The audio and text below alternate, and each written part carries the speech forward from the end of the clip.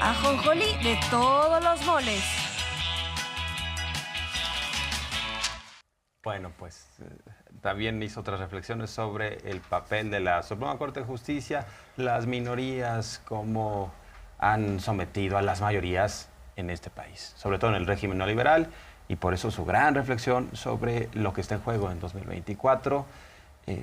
Y creo que pues el presidente se vuelve a posicionar ahora sí que enfrente de sus adversarios y les dice: sé quiénes son, sé que se están uniendo y nosotros estamos también listos para que podamos responder por la vía democrática, no de la vieja política, los dedazos, la subordinación, ser autoritario, someter a los ministros. Y esto es muy importante, ¿no? Esta vocación democrática que tiene el presidente, porque algunos dicen: no, es autoritario. Pues está debatiendo, está criticando. Lo que pasa es que algunos presidentes no hablaban públicamente este tipo de temas, y eso sí, operaban a través de la Secretaría de Gobernación, tenían sus brazos ejecutores para censurar, para perseguir, y aquí estamos ante un debate abierto que es fascinante, ¿no? Es fascinante porque además ahora que lo dices, estas fuentes de poder, algunas de ellas, pues siguen maniobrando y operando a través de ciertos brazos, ¿no? Institucionales, como lo hemos venido viendo. Y justo el presidente un poco habla hoy también de la urgencia, de la importancia en que ya se dé este paso, porque el tema de la permanencia del poder de una minoría lo que hace es toda una construcción que también se vuelve una construcción cultural a la que luego es muy difícil darle la vuelta. Hoy justamente reflexionó sobre eso para pues reiterar su llamado en que ya haya este momento de dar el paso adelante a sí consolidar la transformación a través de movimientos y de cambios que no se pueden dar si no es con una mayoría pues muy potente. Si una minoría se sitúa, se eleva a rango supremo y se convierte en un supremo poder, y eso se proyecta en el tiempo, entre más tarde eso, más cala, nos lavan el cerebro. Entonces, si tarda mucho, el clasismo, el racismo, la discriminación se establecen en un periodo largo, 34 años, y cala profundo, influye en la mentalidad, se manipula. Entonces, dar marcha atrás a eso lleva trabajo, cuesta mucho. La revolución no pudo en la parte política. ¿Dónde se inventó lo del tapado, lo del dedazo, lo de la subordinación de los poderes, lo del acarreo? Todo eso surgió en el Porfiriato. Sí, no, y por cierto, es que ahora que dice Porfiriato, López Obrador en contraparte tiene la visión juarista de la justa medianía, ¿no? Que no haya excesos, que no haya privilegios, y lo que sí estamos viendo es que tenemos unos ministros VIP, ¿no? Sí, no, y la entrada del poder popular, digamos, esa es la otra parte. Es fascinante cuando habla de la revolución, reconoce todas las transformaciones que se hicieron, las transformaciones sociales a través de cambios institucionales y legales, incluso una constitución que es reconocida internacionalmente, pero de eso no se siguió la transformación de la cultura política del país, que por eso luego habla del Porfirito, ¿no? Y doña Porfiria, porque esa fue prevaleciendo, y esa es la que dice: ahorita estamos en un momento en donde otra vez muchas cosas se han transformado, pero lo que no es en muchos grupos y en muchas instituciones esta idea de que todo tiene que pasar por la élite. Lo que ahorita está en juego es si la población y si la democracia se entiende como una participación del pueblo y como la entrada en definiciones importantes por parte de la población en lugar de solo las élites, como hasta ahora ha venido siendo. Y hoy claramente la oligarquía nos dice: nos tocan a uno, nos tocan a todos. Exactamente. Así está en sintetizada, todas las ¿no? En la frase de Santiago INE, Krill, sí.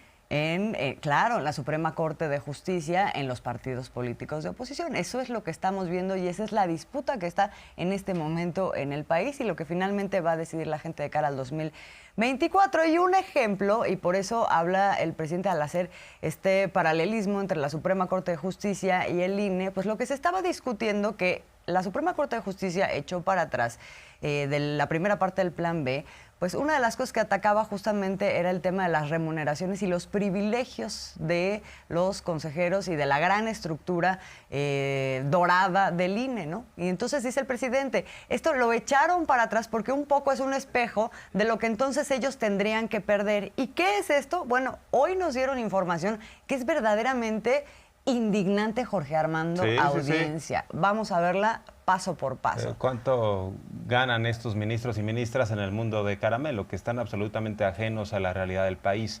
Condiciones y prestaciones laborales de estos ministros de la Suprema Corte. Sueldo, 297,000 pesos, o sea, casi 300,000. Aguinaldo, 586,000 pesos. Prima vacacional, 95,000 pesos. Fondo para comer en restaurantes, pues de lujo, ¿no? 723,000 pesos. O sea, vaya que les gustan los restaurantes finos. Presupuesto para contratar personal, 5,540,000 pesos mensuales. Mensuales, ah, caray. Sí, luego, estaba viendo 730. Algunos meten a sus primos, amigos. Sí, esto por ejemplo, lo decía Miguel y ahorita lo vamos a ver, lo de los teléfonos, 6 teléfonos que además incluyen a su familia. Los apoyos para gasolina, 22,000 pesos mensuales, seguro, gastos médicos para ministras y ministros y también su familia por 30 millones en adelante. Compra de medicamentos. 22,000 pesos de gasolina, pues no son transportistas los ministros. ¿O cuántos coches ¿no? tienen? O sea, por favor, no andan recorriendo, o son los de estafeta, de y estaba HL. Viendo el dinero que les dan para lo de los restaurantes, aparte de que tienen un comedor de lujo ahí en la Suprema Corte, estos 723,000, si uno lo divide en 12 meses, pues son 60,000 pesos mensuales. O sea, como si no ganaran lo suficiente para darse el lujito de una comida ellos, ¿no? Seguro de vida institucional por 12 millones de pesos, medicamentos 188,000 pesos anuales. Y hay más, ¿no? Hay más. No, es que hoy se pudo ver el desglose de lo que es cómo se gastan pues estos fideicomisos que son 20,000 millones de pesos. Pago por defunción, 1 millón de pesos. Pensión vitalicia con casi la totalidad de su sueldo. Esto es algo que ya nadie tiene, los presidentes no lo tienen. Sí. Pago a 2 personas para estar a su servicio en la jubilación. Es decir, ellos ya no prestan sus servicios, pero de todas maneras tienen a 2 personas a su servicio. Seguro de separación individualizado por aproximadamente 20 millones de pesos. La suma de todo esto dio como resultado un presupuesto excesivo de más de 73,000 millones de pesos para 2022. Dice el presidente, en presidencia lo que gastamos anualmente son 500 millones de pesos. Aquí estamos hablando de 73,000 millones de pesos para la Suprema Corte de Justicia. Es una barbaridad, es una desproporción total. Y gasta la quinta parte de lo que gastaba Enrique Peña Nieto en presidencia, hoy en día López Obrador, ¿no? Entonces, pues sí hay muchas diferencias. Estamos hablando de un concepto, una idea que se aplica y que aterriza en la austeridad republicana.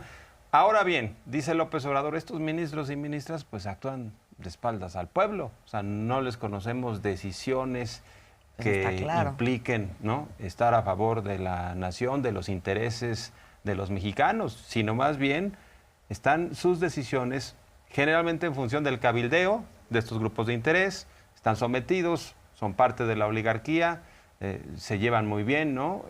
Los expresidentes pues tienen claros vínculos con los ministros y ministras y están muy apapachados por ese régimen, ¿no? Ellos no van a cambiar porque quieren persistir en este mundo de caramelo. Y además tendríamos que cuestionarnos qué hay detrás de esto. Esto es lo que vemos de manera formal. ¿Qué hay del asunto informal? ¿Qué hay del cabildeo? De, oye, ayúdame con esta resolución por debajo del agua. O sea, ¿cuánto no se mueve de lo que no se observa? Pues es muchísimo, hay que destacar eso también, ¿no? Sí, totalmente. Y cuando habla el presidente de este tema y dice, están de espaldas al pueblo, claramente lo que están defendiendo son estos privilegios y claramente lo que están haciendo en estas instituciones es cubrirse las espaldas mutuamente y entonces lo que hay que hacer es pues cambiar una estructura en donde no tienen que rendirle cuentas a nadie. ¿Cómo lo vamos a hacer? Pues que la gente vote por quiénes son los ministros. Esto con cargo al erario. No estoy mintiendo. Todo esto no es para proteger al pueblo, para hacer justicia en beneficio del pueblo. Al contrario, es en contra del pueblo. Díganme algo que hayan resuelto en beneficio del pueblo, algo significativo. Cuando se les solicitó que se llevara a cabo una consulta para ver si se privatizaba el petróleo, si el pueblo quería la privatización del petróleo, ellos negaron la posibilidad con una argucia legaloide. Es de que cuando se tenía que juzgar a los responsables del incendio de la guardería ABC, se protegió a los implicados. Es que hay que estar a las vivas porque los viernes en la noche liberan a delincuentes. ¿Para qué todo esto? Y vuelvo a sostener, hace falta una reforma. Y lo mejor es que lo haga el pueblo. No voy a actuar como lo hizo Zedillo, de desconocerlos y pagarles bien para que se fueran. Tiene que ser con una reforma constitucional para que jueces, magistrados y ministros los elija el pueblo, como era en la época del presidente Juárez. Los elitistas piensan de que el pueblo no sabe que se necesita de expertos. Entonces, ¿cuál es el procedimiento actual? El Ejecutivo envía propuestas al Poder Legislativo y ellos deciden, pero es una élite. Bueno, pues también destacar que los guardianes de la Constitución están violentando el artículo 127. Que están violando la Constitución. Los ministros y ministras que dicen ser impolutos, que dicen ser muy justos, pues están violentando la normatividad. No pueden ganar más que el presidente, pero ahí están los datos. También López Obrador dio a conocer algunos comparativos entre sueldos y también habló de los expresidentes, las pensiones. Pero bueno, aquí estamos viendo en las columnas el sueldo de presidente, ministro de Justicia y diputado y el comparativo en donde colocan a Estados Unidos, Canadá, Alemania, México, Reino Unido y Brasil. Sí, y aquí un poco, porque estamos hablando del 2015, un poco la idea es decir, porque ahorita ya es ilegal, lo estás mencionando, están violando la Constitución. Sin embargo, pues lo que se ve es que pues el criterio es el que estaba establecido y estaban muy acostumbrados a tener esas prestaciones, no nada más en la Suprema Corte de Justicia. Vemos, por ejemplo, en el caso del presidente, el presidente mexicano ganaría pues más o menos lo mismo que en el caso del presidente de Alemania. o la presidenta de Alemania, sí. Sí menos que Canadá, sí menos que Estados Unidos, pero si nos vamos a la Suprema Corte de Justicia, los ministros de justicia, en Estados Unidos ganan, por ejemplo, 4.7 millones de pesos, mientras que en México 2 millones más, 6.7 millones de pesos. Con respecto a Canadá es alarmante, ¿no? O sea, en Canadá ganaban en 2015 2.4 millones de pesos y aquí 4 millones más. Pues por supuesto también duplicamos el caso de Alemania en los sueldos de los ministros, ¿no? Pero hay que hacer la anotación de que nos estamos comparando con países del primer mundo, Estados Unidos, Canadá, Alemania. Hay que ver de qué tamaño es el PIB de cada una de esas economías. Alemania es el motor de Europa, Canadá también tiene un PIB mucho más grande y Estados Unidos no se diga. Y sus poblaciones también. Y sus poblaciones. Bueno, Reino Unido, estamos por encima del Reino Unido, que también es una economía bastante fuerte dentro de Europa, ¿no? Bueno, ya salieron de la Unión Europea, de cualquier manera es una economía mucho más grande que la mexicana, pero tenemos salarios como si viviéramos en ese primer mundo, y eso es parte de lo que decimos, están ajenos a la realidad los gobernantes en este país, o habían estado ajenos a la realidad. Y también está el comparativo de la pensión que recibían los expresidentes, la de relumbrón, porque hoy en día sí reciben la del bienestar, ¿no?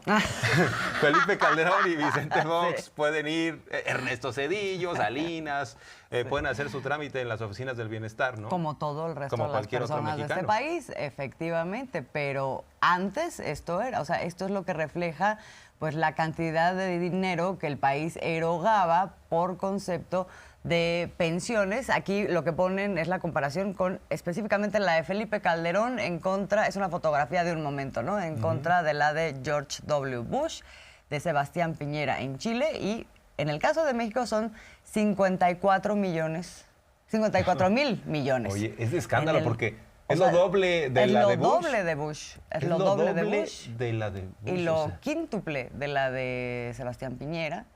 También, bueno, ya ni siquiera puedo saber cuántas veces más que la de Reino Unido, que son 3 mil millones. No. ¿Sí, no? Sí, no, sí, claro, no, es impresionante, o sea, la disparidad. Y con razón Vicente Fox berreaba tanto, ¿no? Cuando le quitaron la pensión, decía, no, señor, presidente López Obrador, le mandó una carta y le dijo, es que soy pobre. Yo soy pobre. Ah, no robó lo suficiente, no señor Fox. Los suyos no robaron lo suficiente. Pero bueno, ahí están los excesos. Todo con dinero público, pagando nosotros, trabajando de sol a sol los mexicanos, ¿no?